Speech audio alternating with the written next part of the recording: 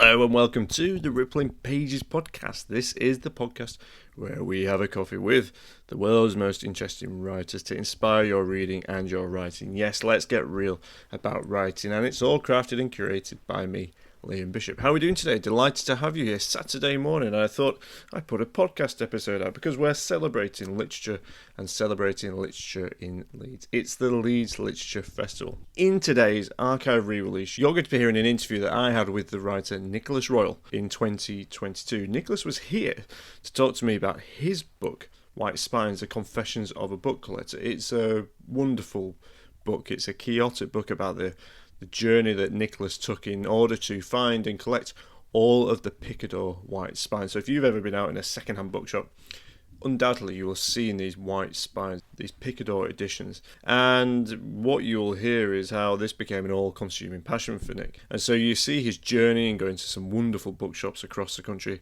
It also features a bookshop here in Leeds, which is why I thought this was a really nice episode to release.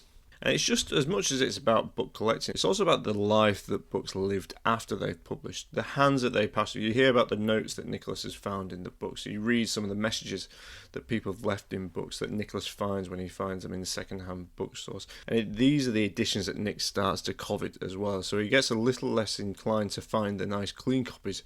It becomes really interesting finding those copies that have shown the traces of previous owners. So settle down, have a listen, and listen to Nicholas and I having a chat about books, about literature, about book collecting, and about the wonderful economy of books. Nicholas is going to be in conversation today at Leeds Literature Festival. He's going to be talking about the art of the short story. Nicholas is a prolific short story writer. He's an editor of the short story as well. He's going to be in conversation with Alice Jolly and Naomi, a brilliant lineup. Also, there's events going on across the city for the next week or so. So have a look at a link in my show notes to that. I'm in conversation next week with Alice Hattrick. I'm going to be talking about their new book, Fancy Work, which is published by Fitzcarraldo Editions. I genuinely cannot wait for that. I'd love to see you there. I think there's still some tickets left, so get them while you can. Otherwise, just enjoy today's episode. It's always a pleasure to have you here. If you do enjoy it, why not leave a review in your favourite podcast provider? Otherwise, let's get into it. This is Nicholas Royle on White Spines, The Confessions of a Book Collector, published by Salt Books. Can we just go back to that moment you picked up Ice by Anna Kavan, the autumn of 1982, and you're in Scoob Books, a bookshop located in Sicilian Avenue, Bloomsbury, London. And in the book, White Spines, you talk about the shop had this wall of white spines, book spines, which when you found on close inspection, they were Picadors. It's here that you say that you learned there's something special about Picadors. And what was it? They were gathered together. Somebody had gone to the trouble of gathering them together and establishing this separate shelf, well, not just shelf, but a wall of shelves, an entire wall in this bookshop with all of these white spines. And I thought, why would you do that? Well, I'm trying to work out how many years later, but some years later, I realized I was doing the same thing myself. I mean, I picked out Ice by Anna Kavan, the book that you mentioned, because of the cover. I've bought, I don't know, loads of copies of this book, this edition of this book over the years to give to friends as presents. In fact, I've given a number of copies of it to one particular friend. I don't quite know how that started, but I've probably given her half a dozen copies over the years.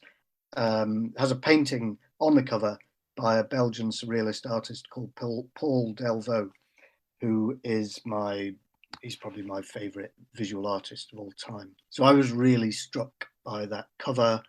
I bought the novel, I read the novel, it was amazing. It's unique. Sometime later, I bought another book by Anna Kavan, also a Picador, with another cover by Paul Delvaux.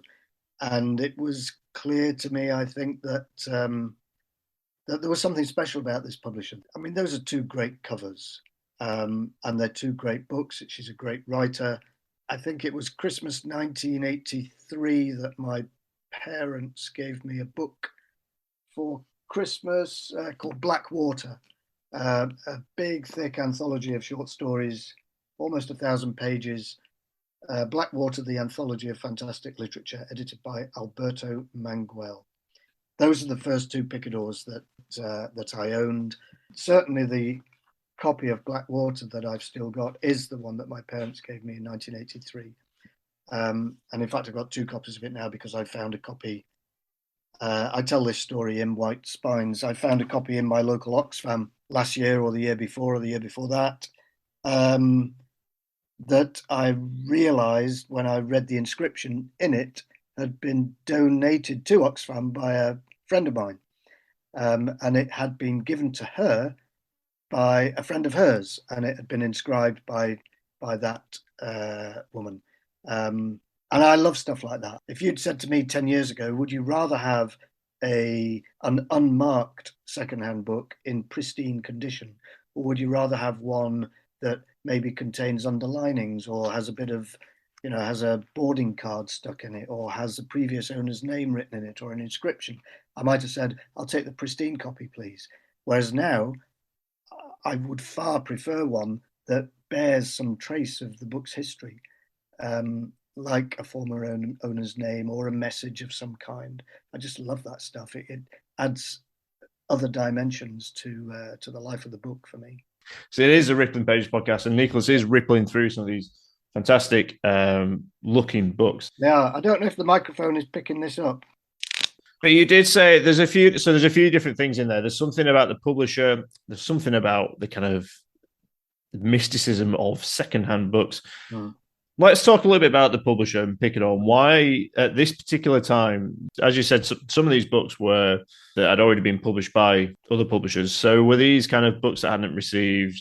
Will they give them another chance? I haven't examined. I suspect maybe it was a little bit of the two, but probably more of the former. So I think they were picking on books that had been landmark books, and there wasn't the same culture then that we have now of, if a book is published in hardback, it's almost assumed it will come out in paperbacks 6 to 12 months later. Of course, that doesn't happen in all cases. If your book comes out in hardback and sells about 5 copies, then maybe there's not going to be a paperback edition. But what Picador were doing was finding books that had already been published, usually in hardback, especially at the time, given that that was the way that books were published. But they were picking on books that they thought were special. I've got to agree with them. I think I've read all 8 of those that they launched with in the autumn of 1972. They're all special books. This is called The Lorry. It's by Peter Walloo, Wahloo, and this is one of the 8 that Picador started with in the autumn of 1972. I mean, I'd heard of Peter Walloo, but I didn't know anything about him, and it's an amazing book, and I absolutely loved it. I was gripped by it. 250 pages. I tend to regard that these days as quite a long read, because I really, really like short books. Ice by Anna Kavan is a very short book, only 120 pages. But Peter Walloo's novel I only read when I was writing White Spines. Absolutely loved it. It's probably my favourite of the first 8 that the launch titles that Picador started with. Great cover as well by Salvador Dali. They did go in for these surrealist covers. So you found this first book in 1982, but when were you provoked then to write this book? Because it wasn't from there on in that you became this collector that you sort of recognize yourself as now, is it? No, it took some years. I mean, I already had inside me a sort of drive towards collecting. I'd been a collector of various different things since I was a child, whether it's train numbers or whether it was bus destination blinds, all sorts of. I mean, I did collect books, but I wasn't seriously collecting. Over the years, I suppose I realised that I was buying more and more Picadors, and I did start shelving them together.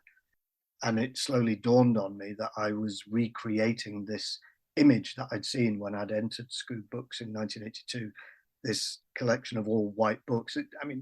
They could have been any colour, it's not that they're white, but they did happen to be white.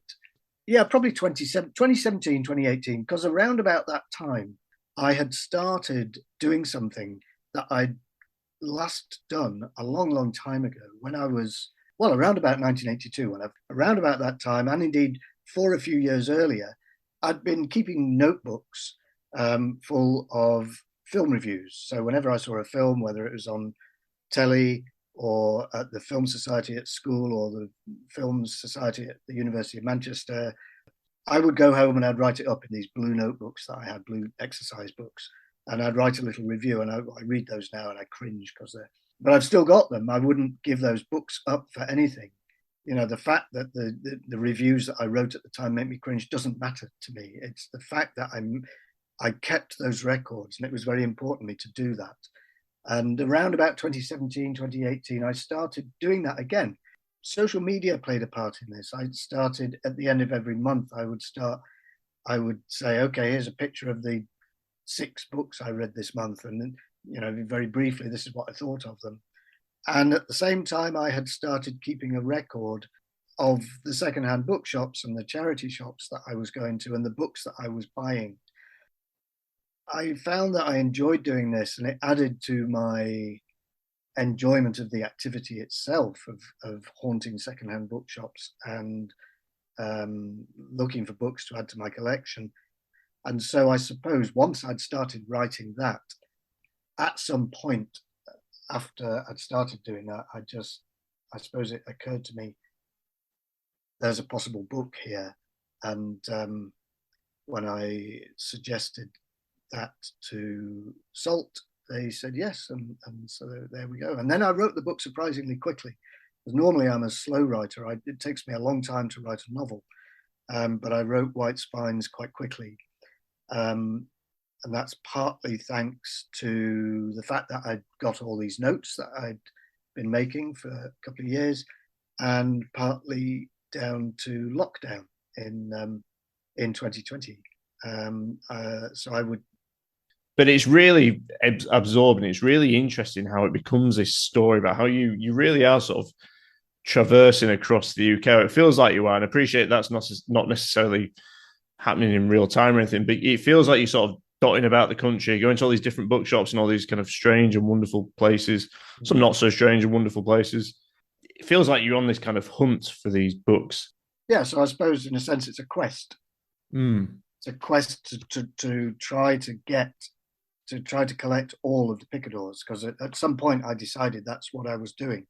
I mean, Picador is still publishing, so I wasn't trying to buy or find and buy every book that Picador has ever published up to the present day, because it seemed to me that there was a sort of cut-off point around about it was 1999 stroke 2000, when they abandoned this uniform look that they'd always had of the white spine with the black type. So I decided that I would try to collect all the Picador books published between autumn 1972 and 1999-2000, when they abandoned the white spine. You know, people would say, have you got them all yet? And I would say, well, I don't know. And I almost don't want to know. Well, not almost, I don't want to know. Because I like the fact that I can still go out now and go to an Oxfam bookshop or a secondhand bookshop and not know if I'm going to find a Picador to add to the collection, even if it's only a different edition of a book I've already got. If it's, you know, when Picador did 2 or 3 or more editions of the same title with different covers, I try and get them all. So sometimes I find a new one of those, or sometimes I find a book that I don't have at all in any edition to add to the collection, and I find that really exciting. I'd find it much less exciting. I'd probably find it would feel more like a duty, a sort of a chore, if I had a list of all the books they'd published up to 1999-2000, and I was just ticking them off. It's not an exercise in ticking things off. I like the fact that when I go out, I don't know what I'm going to find. This is a word that you've used a couple of times now, dimensions. And there is the dimension of the hunt to find these books, you know, other aspect to it where you're sort of teasing yourself the words, but you're kind of closing off the possibility to kind of prevent the hunt ending, if you will, and sort of changing the parameters of that hunt. I find this such a really interesting book about, I don't know if it is obsessions, but collecting and perhaps that's for you to define if it's obsession or not, but the book's called Confessions of a Book Collector. Yes, I think, I mean, you mentioned the word obsession or obsessive or obsessional. Definitely, I recognize that there is that quality to it. Um, I know that I have an obsessive streak in my personality, or I mean, it might be more accurate to say I have an obsessive personality. And part of that expresses itself in this drive to collect.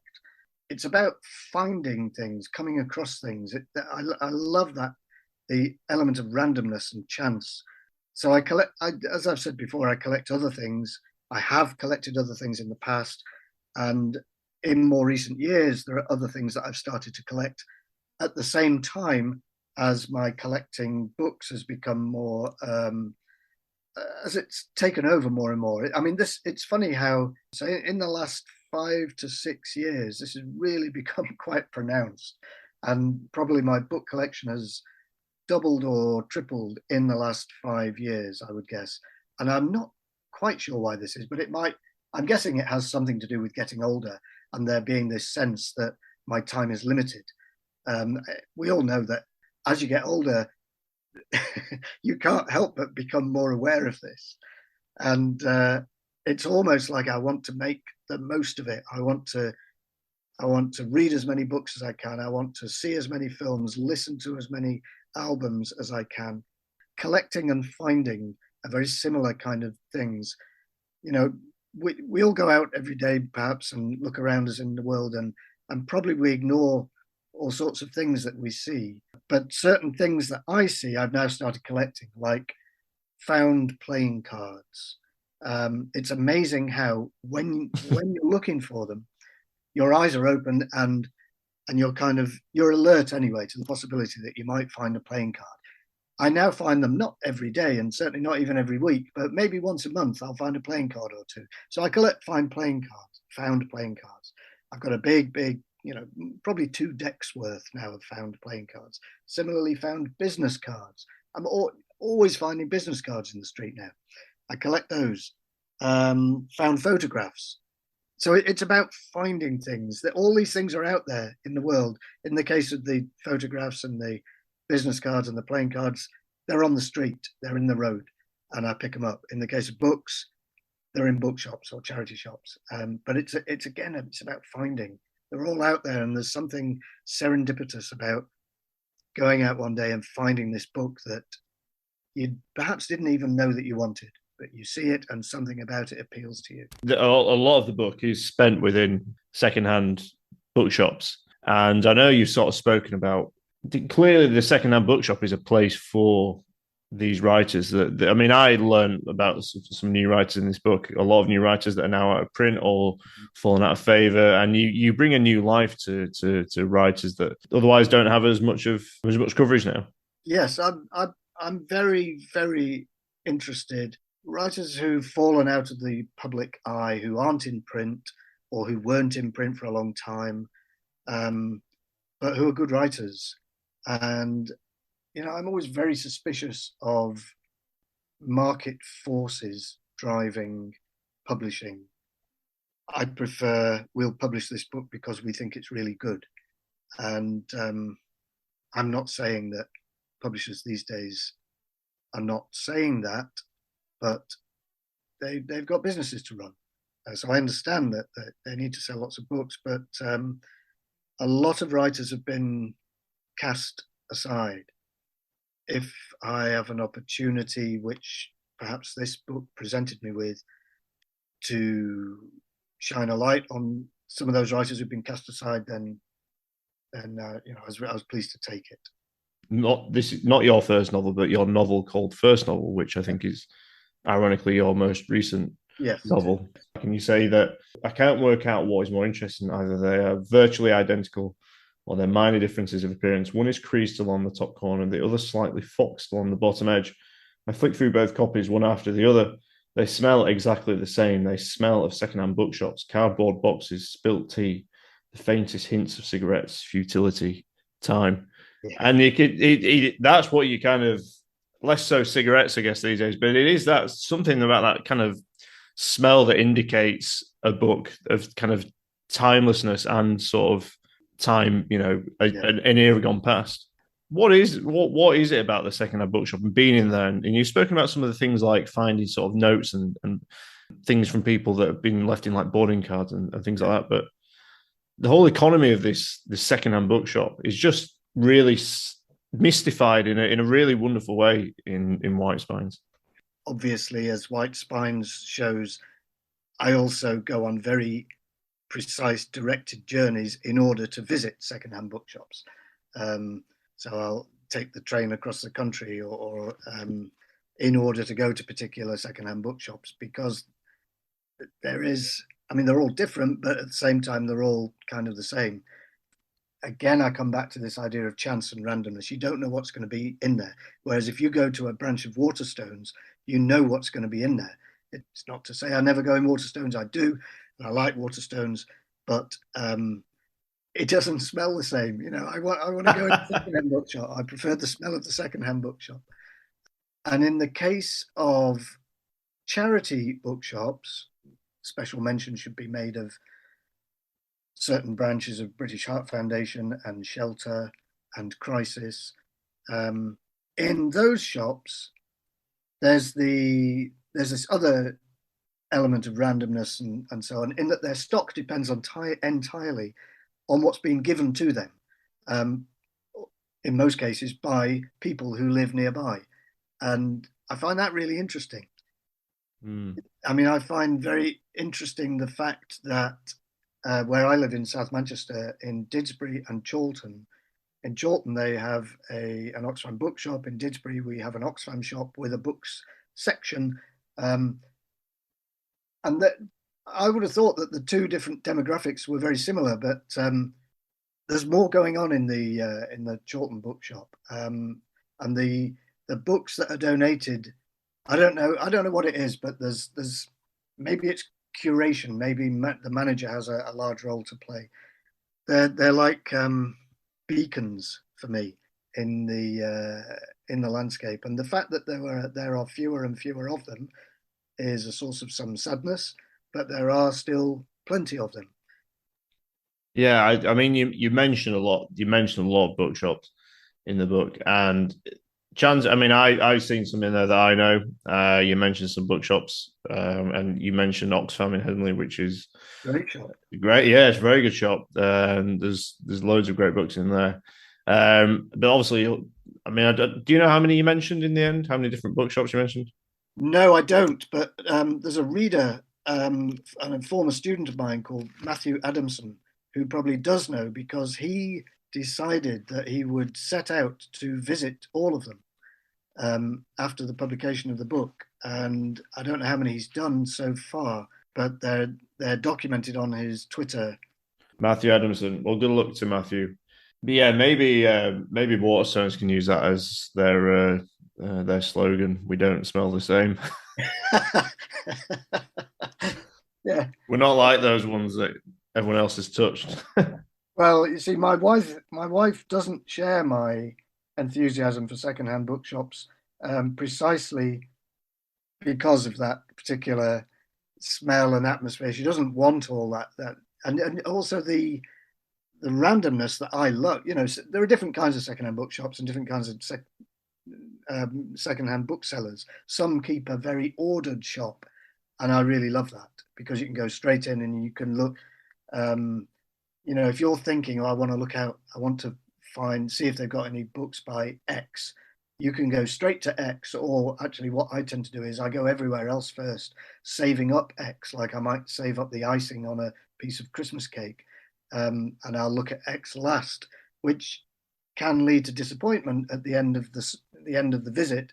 There are these bookshops that are complete chaos, like I'm sure he wouldn't mind me saying the Old Pier bookshop in Morecambe.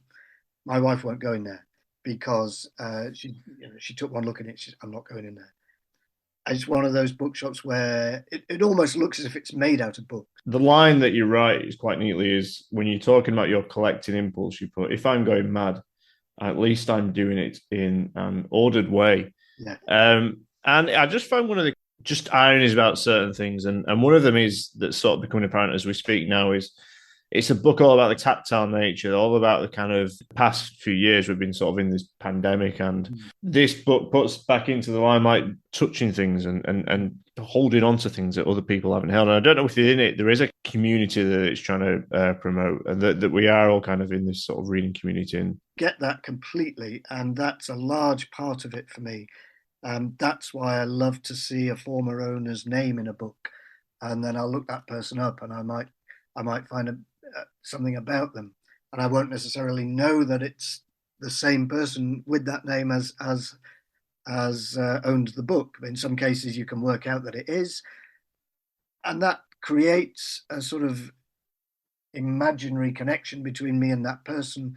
But you also reflect on you sharing a name with another writer, and it's just one of these sort of neat, strange little ironies about the kind of the uncanniness of these books, the uncanniness of the relationship between all these different books. Why did you think it was important that you sort of wrote about you and other writers sharing a name with other writers in White Spines? We both submitted some stories to the same magazine. They were all rejected, but they were all sent back to him. That's despite the fact that my stories had my address on them. So that then gave him my address. So he sent me my stories back to my... obviously when you're writing, the name is vitally important. The two most important, well, I think there are three absolutely vital pieces of information on the book cover, on any book cover: the title of the book, the name of the author, and the name of the publisher. You might say, really, those first two are the most important, but I hope that I show with White Spines that in my opinion, at least, the name of the publisher is just as important. There are plenty of books that bear the same title as each other, but there are writers who share a name. And in the case of me and the other Nicholas Royle, neither of us wanted to change our name. Why should we? And we are all the time, both of us were being confused, one for the other. The BBC sent me a payment a couple of years ago that was for him. I also do stuff for the BBC, so I could quite easily have kept. I knew it was for Nick, so I got in touch. And there's just, you used the word uncanny. It is uncanny when you've got two people with the same name. It becomes even more uncanny when they do the same thing, when they write books. Nicholas Royle also wrote a book about the uncanny as well, called The Uncanny. Yeah. So when you've got, and we're both very interested in birds, we've both done books about birds. This is the book I've fallen for this. I've bought a field guide to English Guide to Bird Watching, which is the other Nicholas Royle's, and then yours is Ornithology. Yes. They weirdly sort of came out around the same time as well. I think they were both sort of 2017. Yes. It's like we can't stop ourselves. We are quite different. We're quite different personalities. We've done events together, readings. I think we come across quite differently, but we're both drawn to the uncanny, and to different manifestations of the uncanny, in particular doubling, things having the same name, things looking like doppelgangers. We're both drawn to that. So in a way, it makes perfect sense that there should be two of us with this. It seemed to me that I wanted to broaden the subject and not just go on about me and him. I wanted to talk to some other writers. I've been friends for years with, since the beginning of the 1990s, with a writer called Conrad Williams. And I remember Conrad reacting to the emergence of another writer called Conrad Williams when the person who my friend Conrad would call the other Conrad Williams, when his first novel was published, my friend Conrad Williams was taken aback. What's this? Another writer called Conrad Williams. There's a sprinter called Conrad Williams, but in a sense that's kind of less alarming for Conrad, because Conrad's not a sprinter. The fact that there's someone out there with the same name doing the same thing is kind of weird, because you're shelved in the bookshop in exactly the same place. And certainly Amazon makes absolutely no distinction between me and the other Nicholas Royle. So people are always telling me, "Oh, I bought your book," and I say, "Which one?" They say, "Oh, An English Guide to Bird Watching." This is happening all the time, and occasionally I've done events, and someone presented me with a copy of one of Nick's books to sign, and I thought, "Oh, sod it," and I just signed it. And I think he has probably done the same. And you talk about AJ Ashworth, who is a very good writer in her own right. Yeah. And she speaks about getting confused with Andrea Yes. Ashworth, who wrote Once in House on Fire. Yeah. And AJ Ashworth speaks about getting someone who was a quotation fairly high profile writer, and then submitting to Andrea's agent, who confused her, and then asked her how life was in LA, and Yeah. apologizing. AJ apologized, says that she's not Andrea. AJ said she got a glimpse into the life as it could be. I know you and Nicholas have gone on to be successful writers in your own right, and so is AJ Ashworth. But just the kind of whole, and you talk about Conrad Williams and the sort of promotion that they made for this other Conrad Williams. Kind of, is there something in there just about that the dreams of being a writer don't necessarily match up to the reality, and a kind of sense of lessons you've learned? When I was first published in 1984 or 85, I forget now. I think it was 84. But so only a couple of years after I picked up that copy of Annika Van's Ice. Um, and it was in a series that I'd been collecting for years, and maybe I had a full set at that point, which was the Pan Book of Horror Stories. And I was published in volume 26. The series would later end at volume 30, I think. But I remember thinking when I sold that story to the Pan Book of Horror Stories, I am not going to be able to walk down the street. I'm going, people are going to be stuck. Oh, are you Nicholas Royle from the 26th Pan Book of Horror Stories? Yes, yes, I am. Would you like me to sign your copy? And you very soon realize that it's not like that. I mean, for some writers, yeah, it's like that. For Ian McEwan or Julian Barnes or Hilary Mantel or whatever, it's like that. But for most writers, it's not going to be like that. If you have to accept that reality is slightly different from your dreams of what it was going to be like, that's fine. That's just like growing up and maturing. That's perfectly fine. But at the same time, I think it's important to have these dreams. Um, I do a lot of publishing as well as writing. I run a small press, and I worked for another publisher. Those writers, when you're publishing them for the first time, it means a lot to them, and it means a lot to me to do that and to give those writers that opportunity. And yes, some of those writers will end up seeing a copy of their book in a secondhand bookshop, as I absolutely love seeing copies of my books in secondhand bookshops.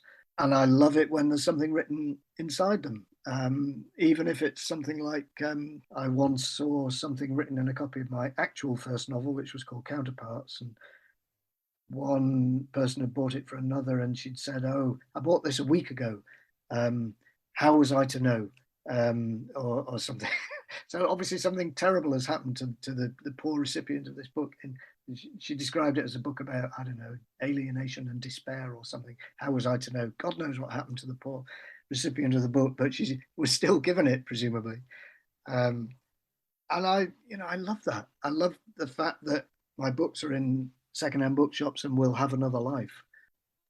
But there's another novel coming soon then, and there might be a follow-up to White Spines.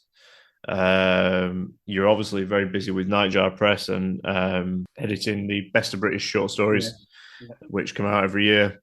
But Nightjar Press is a publisher that you set up, and what I find interesting about this, Nicholas, is that it's limited edition copies. It's a limited print run, but each is a chapbook signed by the writer of those stories, and they include writers such as M. John Harrison, Alison Moore, Booker Prize listed writer. What is it about then giving these books a kind of limited run, but a kind of real special quality in the fact that they are signed?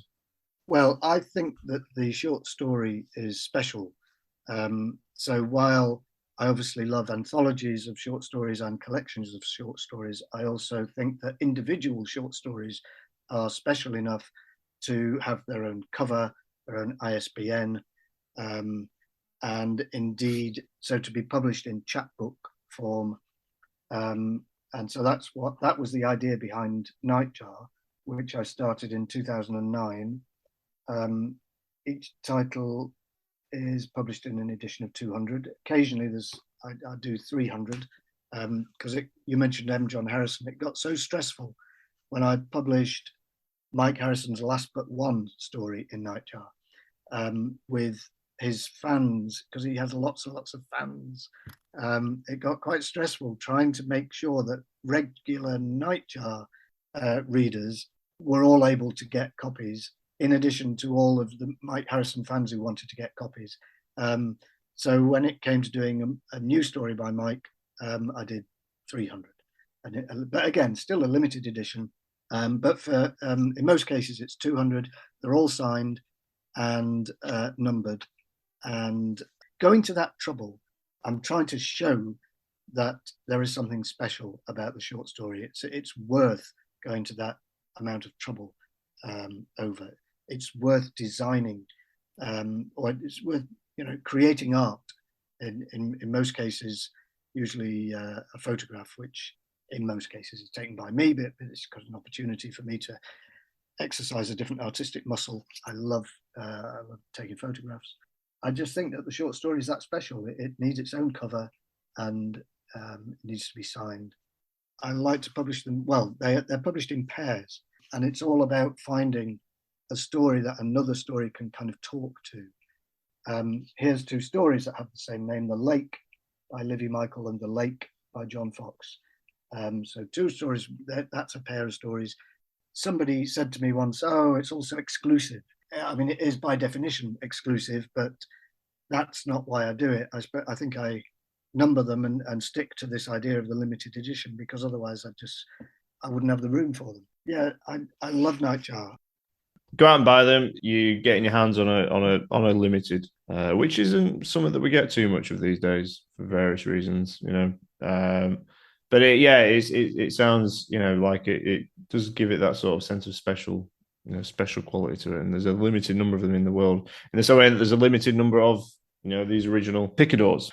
One of the kind of greatest ironies about this book is the White Spines is that it's a book that you will kind of want to obviously you'll buy, you'll want to keep hold on to without sort of being too cheesy. But it is a book that you kind of want to push on to people, because it is just about. It is, it's for people who love books in all the kind of different forms. They love picking up secondhand books, and it's a book you kind of want to pass on as well. If you look at the spine, it does look like a Picador as well. But yeah, it's been a pleasure, Nicholas, and thanks very much for joining me today on the Rippling Pages podcast. Thank you for having me.